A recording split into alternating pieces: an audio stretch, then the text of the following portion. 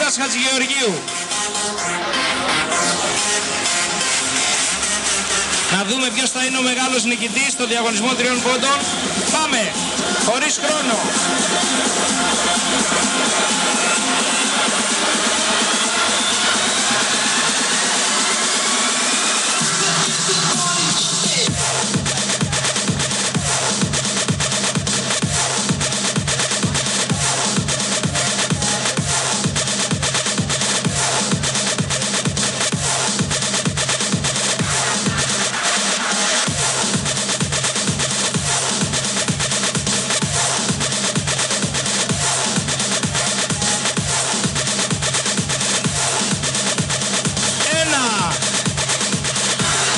Λούκας και ο Δημήτρης Γεωργίου τελευταίος. Να δούμε ποιος θα καταφέρει να πάρει το έπαθλο του νικητή.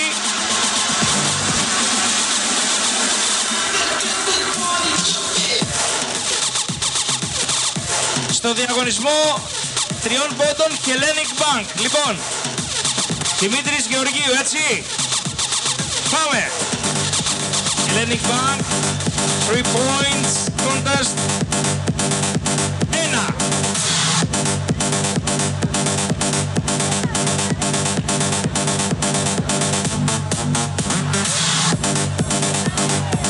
2. Για να δούμε ποιος θα είναι ο νικητής.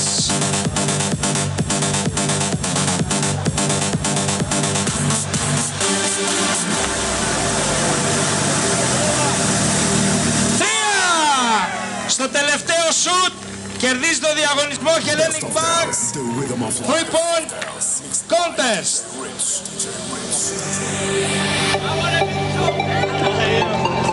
Ο χορηγός Δημήτρης στο κέντρο.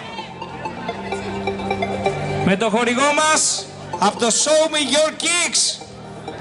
Ένα μεγάλο χειροκρότημα για το χορηγό μας για την δωροθέτηση στο διαγωνισμό Hellenic Bank 3 points.